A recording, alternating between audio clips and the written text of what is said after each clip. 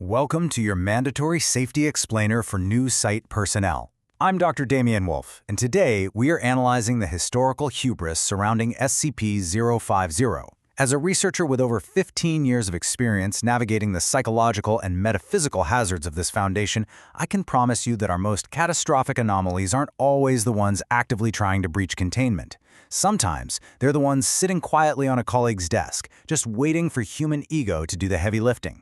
Today, we're diving into exactly how that happens. All right, let's look at the agenda for today.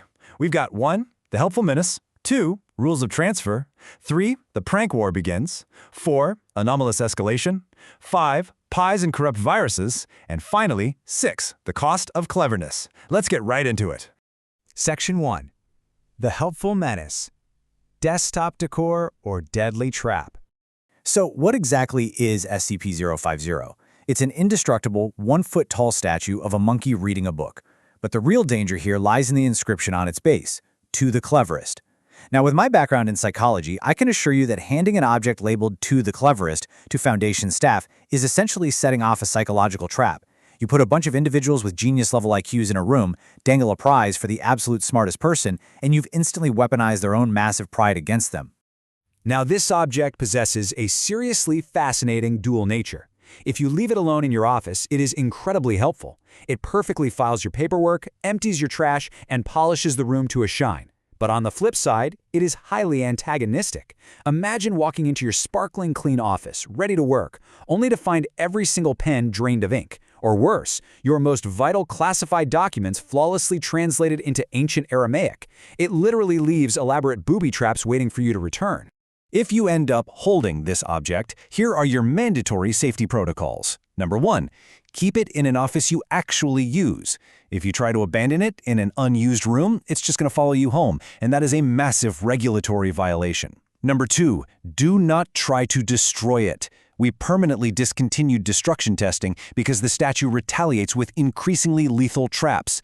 And number 3, always, and I mean always, sweep your workspace for hidden traps the second you walk through your door. Moving to Section 2. Rules of transfer. A game of wits. How does this hazardous little statue actually move around?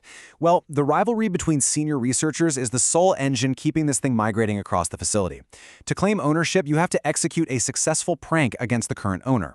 If your prank proves you are objectively cleverer, boom, the statue instantly vanishes from their office and teleports to yours.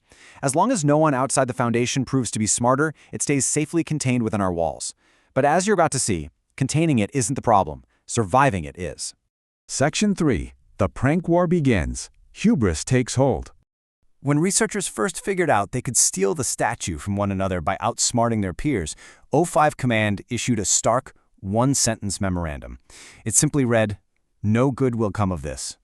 Command knew exactly what was going to happen when a bunch of purportedly brilliant scientists started trying to outwit each other. But of course, those warnings were completely ignored by staff desperate to claim the title of most clever. The escalation here was terrifyingly rapid. It started innocently enough with Dr. Bright earning the statue by outsmarting Chaos Insurgency agents. Then, Dr. Wright stole it by smearing compound epoxy all over Bright's desk. Simple enough, right?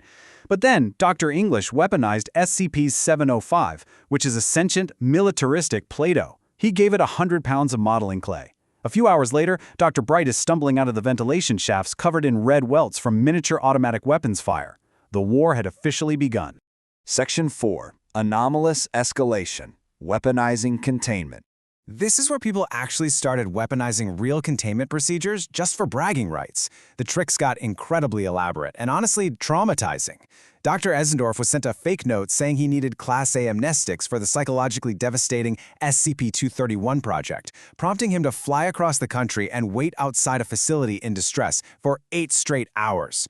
Or take Dr. Kondraki. He was lured out of his office only to return to a papier-mâché replica of SCP-173, the lethal neck-snapping statue. He backed away in absolute terror right into a puddle of cooking oil. Meanwhile, Dr. Coleman passed out from sheer panic because someone left a rubber rat covered in green kitchen jello on his desk, and he genuinely thought it was the highly dangerous SCP-447 slime. And you absolutely cannot cheat this thing. Agent Yorick decided to bypass the rules entirely by just stealing the artifact from a staff locker. The result? His quarters were systematically destroyed and he woke up unconscious with "to be earned" tattooed in block letters across his forehead. The paranoia reached such staggering heights that poor Dr. Called, after dealing with 27 fake maintenance calls, retreated to his private quarters just to get some work done, only to get drenched by a totally mundane bucket of water perfectly balanced on his door jamb. Okay, time for a quick interactive safety quiz based on what we've covered. If you walk in tomorrow morning and find SCP-050 sitting on your desk, what is your safest immediate action? Do you retaliate with a prank of your own? Do you try to smash the monkey statue? Or do you accept the psychological burden, leave it where it is, and methodically sweep your office for door jam buckets and Aramaic documents? If you pick that third option, congratulations, you might just survive your tenure here. Section 5. Pies and Corrupt Viruses, Breaking the System. What began as cleverness devolved into a system-crashing pie war. Seriously, researcher Chapelsky got hit with 1 pie by Project Director Jones, so Chapelsky retaliated with 2 pies. Jones fired back with 3 pies. Finally, Dr. Bright was so furious at this absolute lack of originality that he marched in, hit Jones with 4 pies, and yelled that it better not work. And astoundingly, it actually worked. Bright got the statue back. As Project Director Jones rightly noted in his log, "Guys, I think we broke it." The sheer volume of blunt force pranking nearly shattered the anomaly's internal logic of what it actually considers clever. It was responding to volume instead of wit. But the war wasn't over. It was about to go completely digital. So, a self-insert fan-fiction writing computer virus known as SCP-732 infected our database. It hijacked a poor technician's assignment, forcing him to deal with raw sewage while narrating a bizarre fantasy story about Sir Kent fighting a dreadlord. Because of this elaborate sabotage, SCP-050 actually adopted the computer virus as its new owner. It teleported right next to the infected hard drive. It took the brilliant mind of Dr. Light to end this. She scanned a drawing of SCP-673, which is a psychic organism taking the form of a cat that infects the mind of anything that views it, and fed it directly into the fanfiction virus.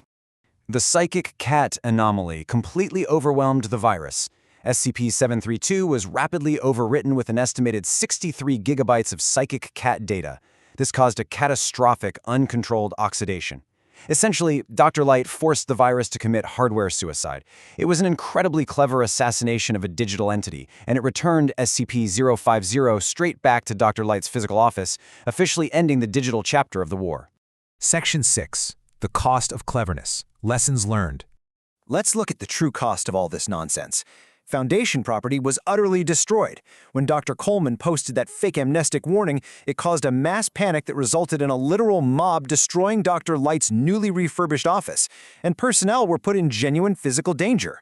Dr. Okawagawa walked into his office to eat lunch and got snagged and entangled by a giant squid left there by researcher Chapelsky. We had to send in armed security teams to neutralize a cephalopod purely because of an indestructible paperweight. So take it from a weary expert who has seen the aftermath of this madness. Your only priority is securing your workspace. Do not participate in prank retaliation. Methodically inspect your office every single day for mundane buckets of water and anomalous traps. Accept the psychological burden of hosting SCP-050. Let it clean your desk, but stay vigilant. And above all, remember that hubris always leads to dangerous escalation. Ignoring the temptation to prove your IQ against your colleagues is the truest mark of intelligence. I'm going to leave you with this final provocative thought as you head out to begin your assignments. If the smartest minds in the Foundation couldn't resist weaponizing containment procedures and destroying their own secure facility for a desktop trinket, are we truly containing the anomalies, or are they simply exposing our own deeply embedded human flaws? Class dismissed, personnel, and please check your door jambs on your way out.